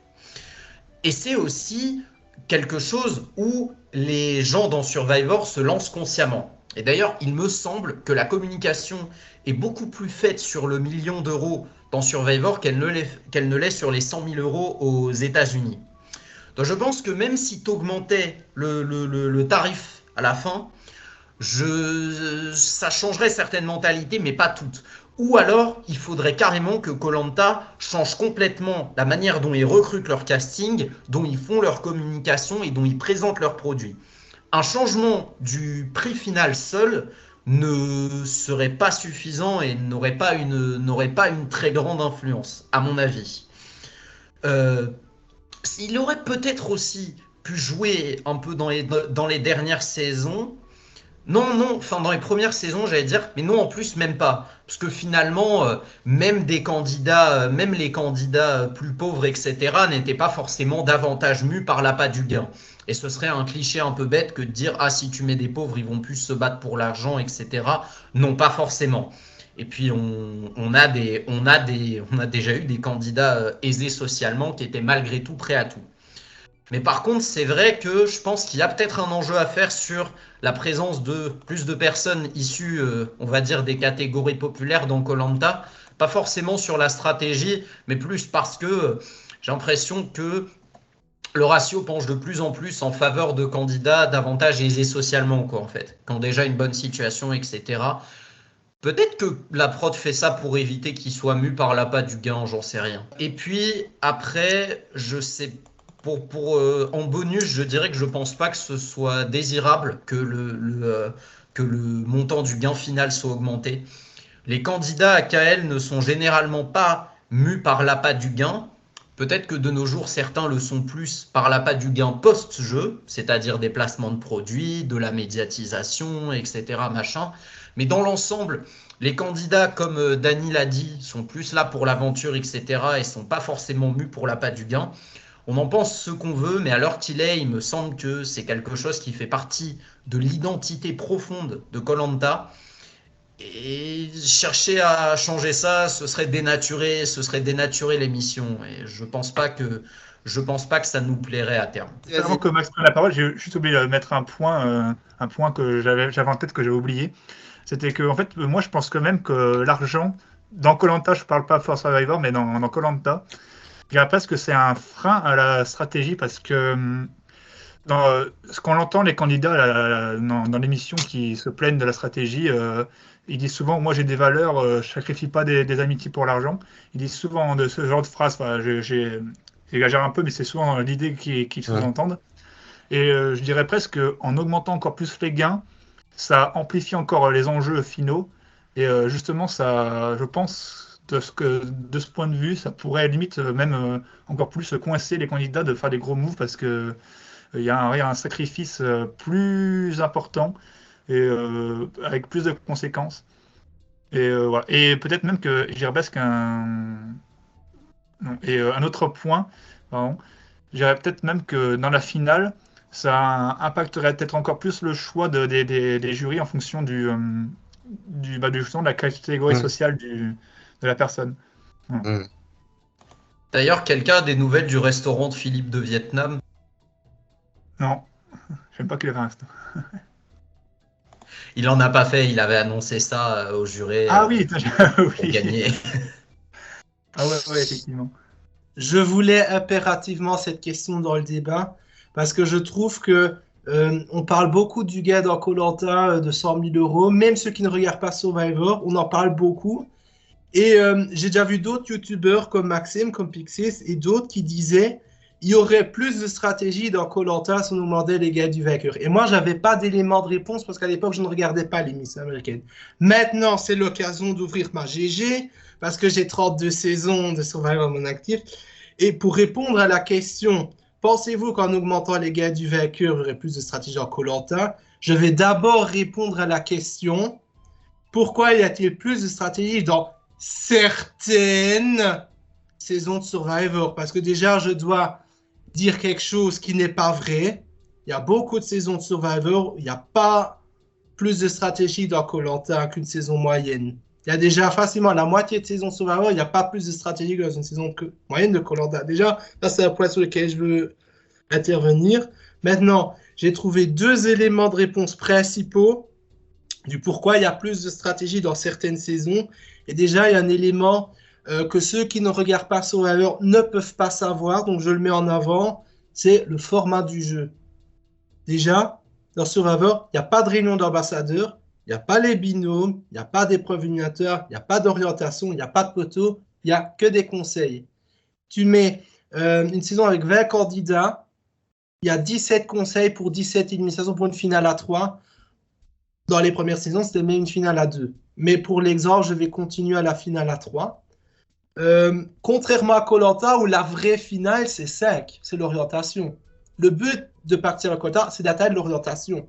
Parce qu'une fois que tu as l'orientation, tu fais 2 bonnes épreuves, tu as coup sûr dans le Final 2 et tu peux remporter le jeu. Ce n'est pas le cas aux États-Unis, ça change beaucoup de choses. Ça ne change pas grand-chose dans la partie en équipe, qui est plus ou moins comme koh. Mais je vais comparer. Imaginons dans les 2 émissions, on a la réunification. Je suis dans l'équipe rouge, on est 7. Et il y a 5 jaunes, donc on est 12. Je suis là des 7 rouges et on est face à 5 jaunes. Dans les 2 cas, comment vais-je atteindre l'orientation à 5 sur koh? Comment vais-je atteindre la finale à 3 dans Survivor? Dans koh, qu'est-ce que je vais faire? Rien. Pourquoi? Parce que je suis déjà dans une grosse alliance à 7. Il y a les binômes qui vont arriver. Et statistiquement, il y a de fortes chances qu'il y a quand même quelqu'un de mon alliance rouge qui va partir sur les binômes. Donc ça libère déjà une place. Quelques jours plus tard, il va bien avoir une épreuve éliminatoire. Donc comme je suis dans l'alliance majoritaire, il y a plus de chances pour que ce soit quelqu'un de mon alliance qui s'en aille sur cette épreuve. Et donc je passe de l'une des 7 personnes de l'équipe rouge à il y a 5 places à l'orientation. Et qu'est-ce que j'ai fait stratégiquement pour arriver? Je n'ai rien fait. J'ai juste fait du Pagonjin contre les jaunes. J'ai été opportuniste là où des gens de mon alliance pouvaient partir. Je n'ai rien fait de stratégiquement important pour atteindre l'orientation. J'étais juste dans la bonne alliance. Je n'ai pas fait de conneries. Je ne me suis pas fait sortir au binôme. J'ai fait mon job sur les premiers éliminatoires. C'est tout ce que j'ai fait. En revanche, sur Survivor, on est 12, il n'y a que 3 places. Qu'est-ce que je dois faire? Déjà, je dois éliminer quelques jaunes. Je vais garder les gens qui sont dans mon équipe ou je vais éliminer des jaunes. Mais à un moment, je vais devoir me poser la question. Ok, je suis dans une alliance à 7. Il n'y a que 3 places en finale. Qu'est-ce que je vais faire? Je vais créer une sous-alliance. Je vais demander à quelques personnes de mon alliance rouge. On va devoir éliminer quelqu'un de notre équipe. Mais attention, cette personne est dangereuse socialement. Face à elle, devant le jury, je n'ai aucune chance. Viens, on l'élimine. Ah, lui, il est trop fort sur les épreuves, on doit l'éliminer. Par moment, tu dois... En fait, le gros point fort du fait qu'il y a une finale à 3, c'est que je suis obligé, si je veux atteindre la finale, de créer des alliances, dans des alliances, donc des sous-alliances. Par moment, je vais devoir être obligé de switcher d'équipe. Par moment, je vais devoir profiter des votes de la minorité.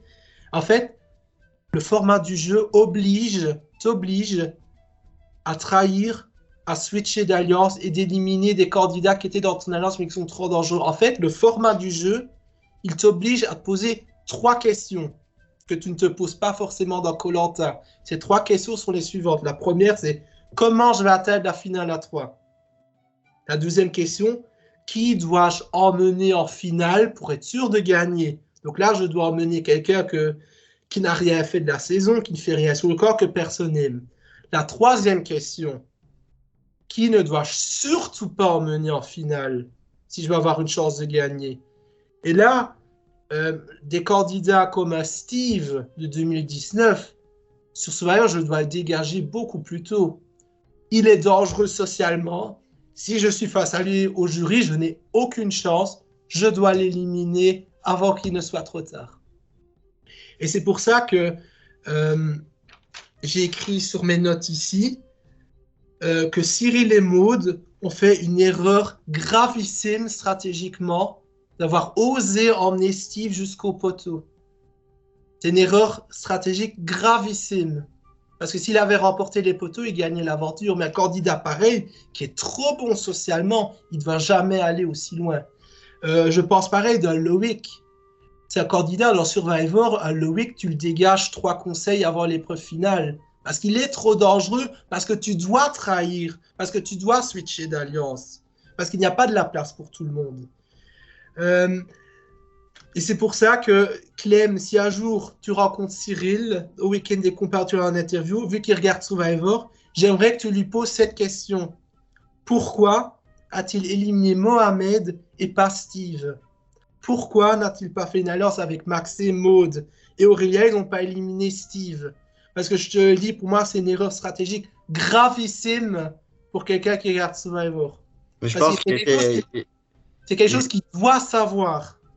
Ouais, je pense qu'il était. Alors, je fais l'avocat du diable, hein. Je n'étais pas sur l'île, mais à ce moment-là, je pense que c'est les émotions qui ont joué. La stratégie, elle est passée au second plan à ce moment-là.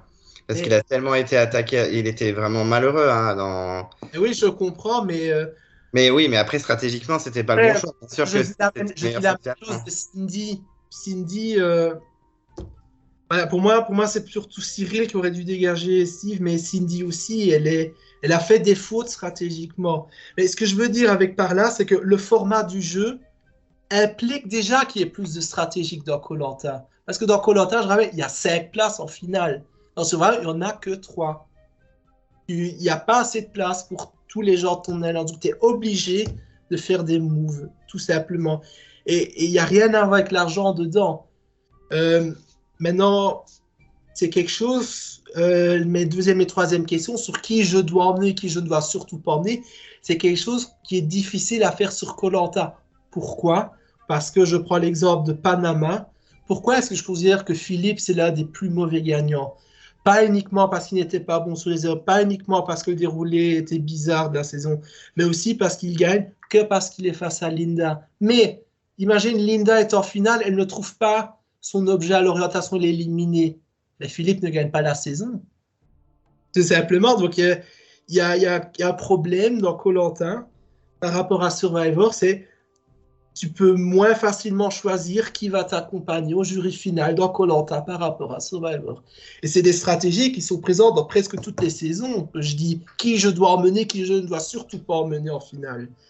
Maintenant, le deuxième point évident sur pourquoi il y a plus de stratégies dans certaines saisons de Survivor, on dit que les candidats viennent pour l'aventure dans Koh-Lanta. Ce n'est pas le contraire dans Survivor, contrairement à ce qu'on croit. Mais les interviews que tu as fait, Clem, servent à quelque chose.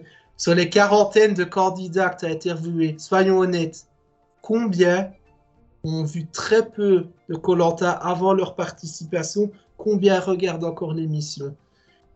Facilement, au moins 2/3. Au moins 2/3 ont vu que quelques épisodes de saison avant la leur. En fait, il y a un grand manque de connaissance du jeu, il y a un grand manque de passion du jeu. Les candidats de Koh-Lanta, il y en a beaucoup, ce ne sont pas des passionnés. Contrairement à ceux de Survivor, où chaque saison, tu en as qui disent « Survivor, c'était toute ma vie, j'ai regardé tous les épisodes depuis la saison 1 ». Tu en as, ils connaissent le signe astrologique de tous les vainqueurs.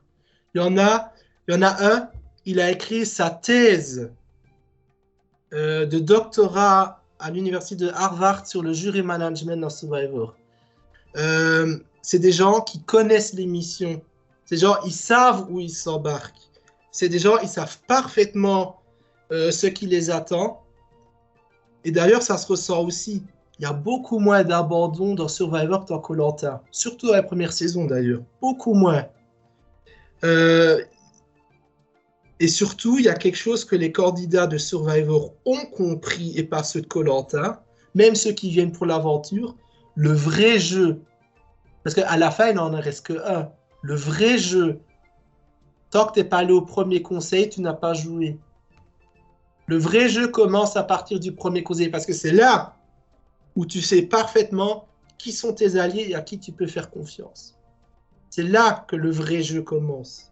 Et ça, les candidats de Koh-Lanta ne l'ont pas compris. En tout cas, ceux que tu as interviewés pour la plupart. Je trouve aussi que les candidats de Survivor, comme ils connaissent mieux le jeu, ils s'inspirent de ce qui a été fait les saisons d'avant. Lui, cette saison-là, il a fait une sous-alliance dans son alliance. Ben, je vais faire pareil. Lui, il a fait cette erreur. Il est sorti avec 2 idoles d'immunité à 3 conseils de la fin. Je me suis dit, la même saison, je ne vais pas faire la même erreur que lui. Lui, il a fait ceci dans telle saison. Elle a fait ça dans telle saison. Elle a fait ce move. Ça lui a rapporté les pages au final. En fait, les candidats de Survivor, ils savent quelles erreurs ont été faites par le passé. Ils ne reproduisent pas. Tu demandes à des candidats de Koh-Lanta, tu demandes aux candidats des 4 terres. Déjà, tu leur demandes sur les 24 combien savaient déjà qu'il y avait un faux collier qui avait été fait. Par le passé, je ne pense pas que beaucoup le savaient. Des éliminations comme celle de Mathieu ou Diane, c'est totalement évitable, il fallait split les votes. C'est une erreur qu'on ne doit pas, mais dans Survivor, une erreur pareille, tu la commets dans la première saison et après, plus jamais ça se reproduit. Donc ce que je veux dire par là, c'est que les candidats de Survivor, ils ne viennent pas parce qu'il y a $1 million, même si certains le disent, mais en réalité, c'est des gens, ils savent où ils sont, ils savent où ils s'embarquent, ils savent comment fonctionne le jeu, ils savent ce qui a été fait par le passé, ils savent quelles erreurs ont été commises, c'est des gens qui connaissent le jeu.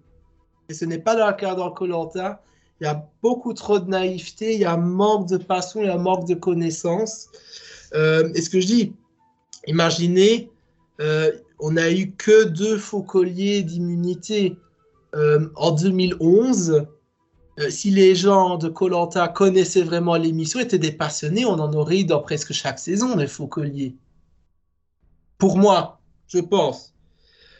Et même, il y a peut-être plus de stratégies malsaines en Survivor. Qu'est-ce que j'appelle la stratégie malsaine? C'est faire, par exemple, une fausse statue d'immunité, parce que c'est pas collé, c'est des statues. Faire une fausse statue d'immunité, c'est faire exprès de perdre une épreuve en équipe. C'est fouiller dans le sac de quelqu'un pour voir s'il a une statue d'immunité. C'est mentir sur sa vie ou sur son identité. Mais si on est honnête, il n'y a aucun de ces moves qui est fait parce qu'il y a $1 million derrière. Non. Pourquoi est-ce que tu fais une fausse statue?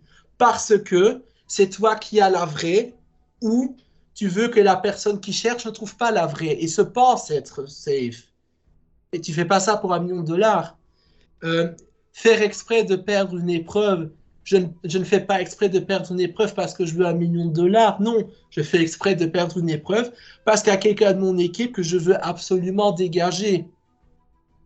Fouiller dans le sac, c'est parce que je suis parano, j'en peux plus, je veux absolument savoir. D'ailleurs, ça n'a pas été fait si souvent que ça. Mentir sur son identité. On dit que les castings de Koh-Lanta, il y a moins de monsieur et madame tout le monde. Sur Survivor, il y a des acteurs, actrices, il y a des sportifs qui ont fait les Jeux Olympiques, il y a des gens qui étaient des candidats télé-réalité, il y a des Miss USA. Non, et les castings ne sont pas moins monsieur et madame tout le monde aux États-Unis, mais il y a des candidats qui sont reconnus. Ah tiens, lui, je le connais, il a joué, c'est un basketteur professionnel, il est dans cette équipe-là. Ben, forcément, le candidat, il va mentir. Il dit non, ce n'est pas moi, moi je suis telle personne.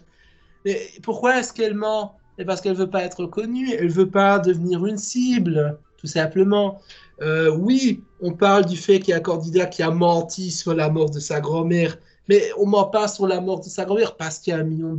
On le fait parce qu'on veut attirer la pitié des gens, parce qu'on veut aller sur un confort gratuitement, tout simplement. Donc tous les moves dégueulasses, ce n'est pas parce qu'il y a $1 million, c'est parce que c'est des gens qui savent que c'est un jeu, qui savent exactement dans quoi ils sont, qui savent exactement ce qui a été fait par le passé, qui s'inspirent.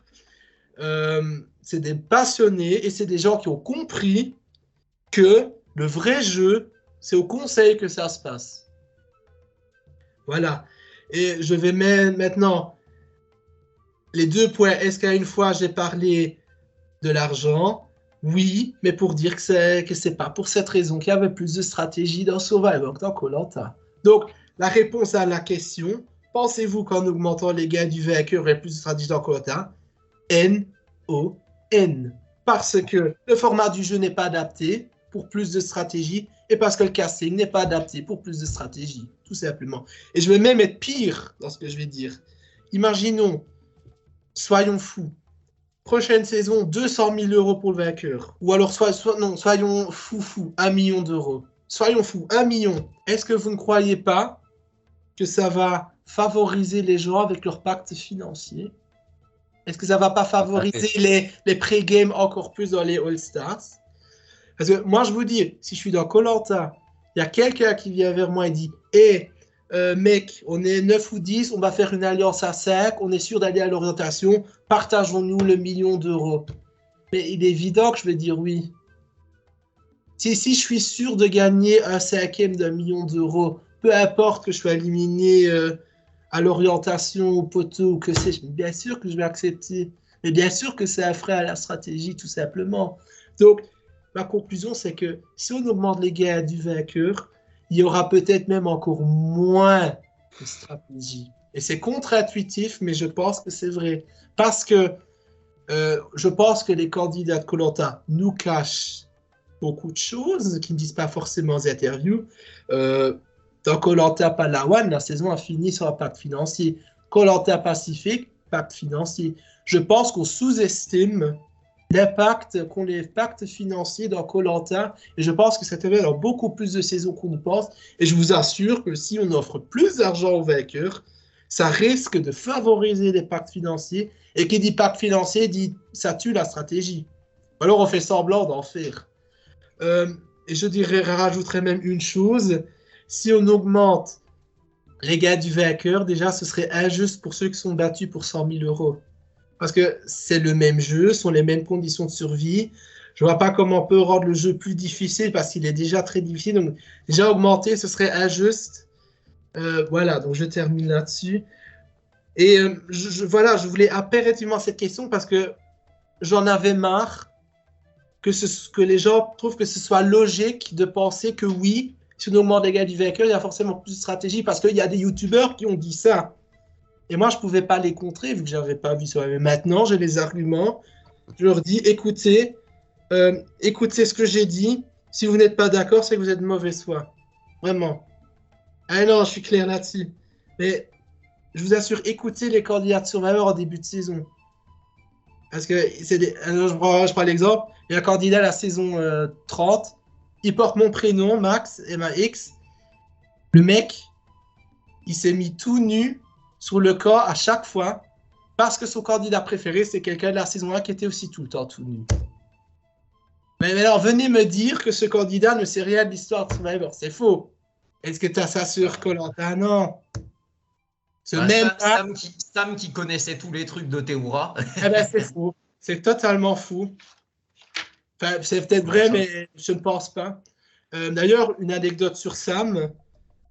Il a dit dans une interview que lorsque les héros étaient arrivés sur le camp, il a dit que toutes les personnes dans son équipe ne connaissaient pas les candidats.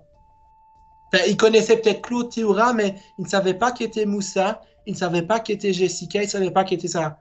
Et quand il y a Survivor, ils savent pas, ils connaissent les first boats. Hein.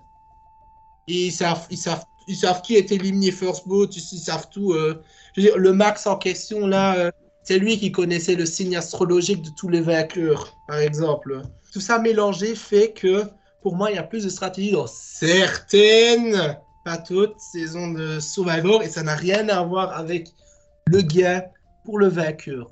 Même si il y a une part de vérité quand Danny a dit que peut-être que certains candidats de Koh-Lanta en auraient fait plus, mais c'est une extrême minorité. La seule exception que je trouve dans Survivor, c'est un candidat de la saison 19, et Clem va tout de suite le reconnaître. Ce mec est multimillionnaire, il en a rien à foutre du gars.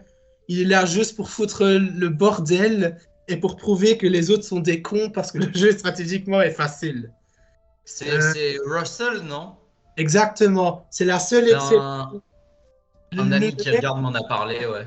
Le mec, il est juste là pour foutre la crotte sur le corps. La première chose qu'il a fait, il a caché des objets dans le sable, il a vidé les gourdes pendant la nuit. Enfin, c'est la seule exception à tout ce qui est casting, mentalité et tout ça. Mais sinon, les candidats de Survivor, c'est des gens normaux. C'est juste qu'ils connaissent le jeu, ils savent où ils sont.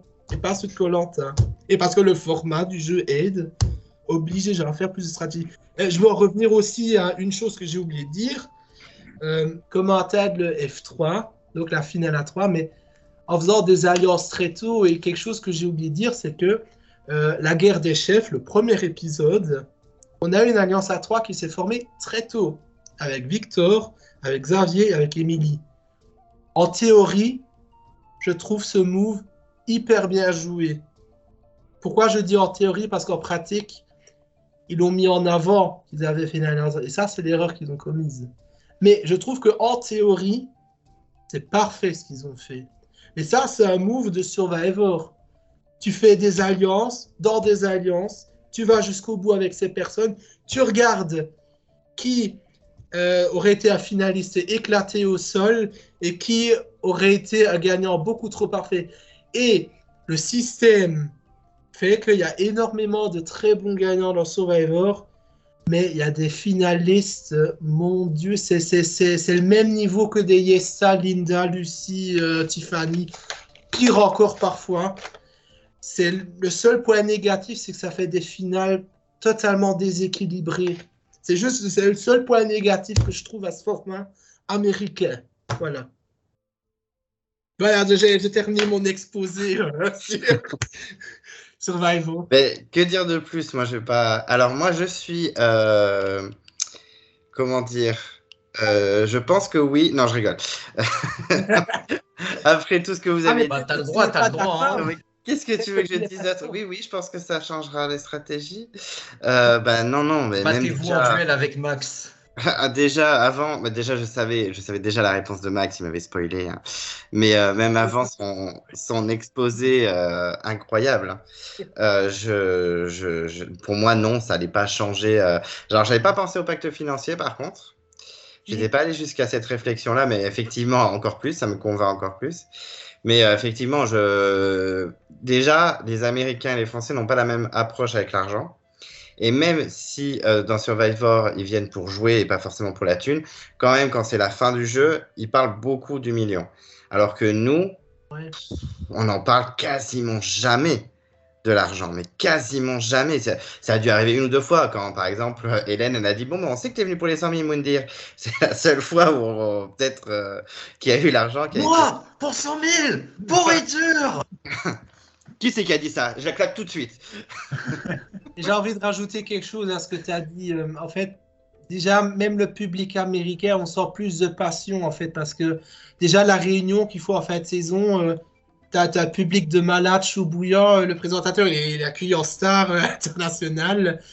On laisse beaucoup plus parler les gens dans le public. On laisse parler des enfants. Il y a même des enfants qui ont le droit d'envoyer des propositions d'épreuves ou de twists. Et je me rappelle, dans la saison 31, il y a un garçon de 9 ans qui a créé une épreuve qui a été faite. Donc on laisse les fans s'exprimer, on laisse leur donner. Il y a énormément d'anciens candidats dans le public à qui on leur demande qu'avez-vous pensé du jeu de tel candidat? Qu'avez-vous pensé de la saison? Qu'avez-vous pensé de ceci ou cela? Je me rappelle, par exemple, Russell, que je disais la saison 19. Son neveu est arrivé en saison 23. Un candidat incroyable, d'ailleurs. Exactement. Alors, on a évidemment à la fin de la saison 23, on a demandé à Russell qu'avez-vous pensé de votre neveu et qu'a répondu Russell? Mon neveu, il est éclaté au sol dans le jeu, ne le reprenez plus. Voilà. Et il est revenu en plus. Ouais. Donc tu vois, les gens il y a plus de passion, on donne vraiment plus de liberté. Je dis, rien que le fait qu'il y ait des candidats dans le public, dans les réunions, ça prouve que c'est des passionnés. Ça prouve que c'est des candidats qui s'intéressent, ou je veux dire, sur la quarantaine de candidats que tu as interviewés, Clem, les 2 tiers ne regardent même plus l'émission. Non. Et très étonnant, Régis regarde encore. Alors ça me bute. Mais ce que je veux dire par là, c'est que, ok, ils ont vécu une superbe aventure, mais ce ne sont pas des passionnés. Non. Ce ne sont pas des passionnés. Voilà. Non. La passion n'est pas là. C'est rare. Hein. Il y en a, je ne dis pas tout le monde, mais je prends par exemple, j'ai acheté le livre de Ella il y a quelques années. Ella, elle a écrit noir sur blanc. J'ai regardé 2 ou 3 épisodes où j'ai vu Claude. C'est tout ce qu'elle sait de Koh-Lanta. Elle a même dit, plus loin, l'un de ses plus grands regrets, c'est de ne pas avoir acheté un sac imperméable parce qu'elle ne savait pas que des saisons pouvaient commencer par un naufrage. Donc son sac était tout mouillé. Mais vu qu'elle ne regarde pas Koh-Lanta, la fille, elle ne pouvait pas savoir. Voilà la conclusion de cette thématique. En fait, finalement, on est tous globalement d'accord sur cette question que l'argent n'est pas le nerf de la guerre dans Survivor et Koh-Lanta. Mais du coup, je dirais pour Koh-Lanta, finalement, tu disais que le F5 limitait du coup un peu les stratégies, je suis d'accord. Et c'est pour ça qu'on milite un peu pour le retour du F4 qui est revenu dans le Feu Sacré, si je me rappelle bien, si je dis pas de conneries. Oui, ils étaient 4. Ouais. Et en fait, qu'on y réfléchit, les rares, même dans les 100 saisons, les rares épisodes où il y a eu des moves intéressants, c'était dans les derniers. Par exemple, dans la saison 6, il a fallu choisir qui éliminer parmi les jaunes. C'était, même si c'était pas stress, suspense, il n'y a pas vraiment suspense, mais c'était intéressant à voir. Ou encore à la saison 7, avec le gros drama, avec Patrick qui est éliminé, c'était quand même assez étonnant. Enfin, étonnant, c'était en tout cas un gros coup, même si c'était un gros coup, je pense qu'on peut le dire. En fait, c'est souvent ça dans les packaging, il fallait toujours éliminer quelqu'un en dernier, ça rendait les derniers épisodes au moins intéressants. Et les F5, du coup, enlève cela. C'est vrai que c'est dommage. Du coup, un retour au F4, ça réglerait déjà des choses. Moi, je suis pour le F4, hein, clairement. Hein. Ouais. Ça dépend du nombre de candidats. Je voulais rajouter à ce que dit Dan. Oui, en fait, le problème de l'orientation, c'est ça favorise trop les grosses alliances, en fait. Ça favorise trop les grosses alliances qui vont bout. On ne doit pas trahir parce qu'on n'a pas besoin de le faire. On n'a pas besoin de faire la stratégie. Je pense qu'il y a quand même moyen à ce qu'il y ait plus de la stratégie en Koh-Lanta, mais il faut faire comme sur elle. Il faut que moins de personnes atteignent la finale, mais je veux dire, l'orientation, qu'on le veuille ou non, c'est une superbe épreuve. Les poteaux, qu'on le veut ou non, c'est une épreuve quand même mythique. Est-ce qu'on est prêt à changer la finale? Est-ce qu'on est prêt? Est-ce qu'on accepte, par exemple, de faire une épreuve finale à 4 dans lequel le gagnant est immunisé au conseil? Ou alors, est-ce qu'on fait une orientation où il y a 3 poignards? Ou est-ce qu'on fait une orientation avec un poignard? Est-ce qu'on supprime les poteaux? Est-ce qu'on fait des poteaux à 4? Est-ce qu'on est prêt à changer ça après plus de 20 ans d'émission? Je ne suis pas sûr, en fait. Moi, je vous pose la question, est-ce que vous pensez que vous êtes prêts? Est-ce que vous pensez que la production est prête? Est-ce que vous pensez que les candidats sont prêts? Est-ce que vous pensez que les téléspectateurs sont prêts à modifier le format de la finale? Et si oui, comment? Je sais pas. Moi, je pense qu'ils ne les modifieront pas. Hein. Je ne Ça pense fait pas. partie de l'identité de l'émission à force. Ouais, c'est ça. En vrai, l'idée reposait sur le fait que rendre la victoire de l'orientation plus importante pour la suite, parce qu'en soi, que tu finisses premier de l'orientation ou troisième, ça revient au même. Je sais pas. Mais je sais pas si ça réglerait le problème. Moi, pour moi, ils doivent rester sur l'orientation et les poteaux, mais à 4 est classique, quoi. Parce que même moi qui trouve les poteaux un peu chiants, ça serait bizarre qu'ils y soient plus, quoi. Déjà, même la guerre des chefs avec tout le monde avec les poteaux, ça m'a énervé. Donc, J'imagine Ouais, que tu n'es pas ça fait écho à ce que disait Frédéric. Mais alors, Clem, j'imagine que tu n'es pas pour qu'on fasse une épreuve d'immunité qui est les poteaux. Par exemple, il reste 7 ou 8 candidats. non. Non, mais je suppose que non. Mais oui, voilà. Mais oui, mais moi je dis, le problème, c'est trop mythique. En fait, Survivor, ils n'ont pas d'épreuve mythique qui est la Non. dernière. Chaque saison, ça change. Il y a Oui. toujours une épreuve finale, mais chaque année, c'est quelque chose de différent. Donc, Ouais, mais là, ils sont bloqués. pas- Je pense qu'ils sont bloqués. Ils peuvent pas se permettre de changer. Enfin, les gens, tu vas les perdre. ils peuvent se que- permettre de changer, mais est-ce que c'est souhaitable? Je ne pense pas. Non, non. Enfin, Je pense pas que ça marche. moi, je suis contre. Moi aussi, ouais. Écoutez, merci. Si vous avez rien à ajouter, c'était déjà très constructif, très rempli. Très. Ah, je suis épuisé là, vous m'avez tué. On va aller se reposer, t'inquiète. Voilà. Bah, merci à tous les spectateurs de nous avoir suivis. Et puis, bah, merci à vous trois, les gars. C'était très fun de refaire ça. Et Ouais. puis, quand vous voulez pour un round 3, hein. Ouais. Clem, prends bien soin de toi. Merci d'avoir organisé ça parce que c'était très fun à faire. Et puis, Max et Dany, ça a été un plaisir de reparler avec vous. Vraiment, c'est un kiff. On ne change pas une équipe qui gagne. Donc, prenez bien soin de vous. Et puis, à une prochaine, je l'espère. Bah, merci beaucoup. Moi, je peux tout pareil. Comme quoi, Koh-Lanta rassemble aussi en-delà de l'émission. Ça fait, Malgré tout. ça fait du bien au cœur. Bon, ben à plus. Et Faites-nous un puis signe à si très vous vite. passez à Bordeaux. Ouais. On se Allez. tient au courant. Ciao Voilà. les gars. Ciao. Salut tout le monde. Merci à vous. Prenez soin de vous et puis merci. C'était très fun, vraiment.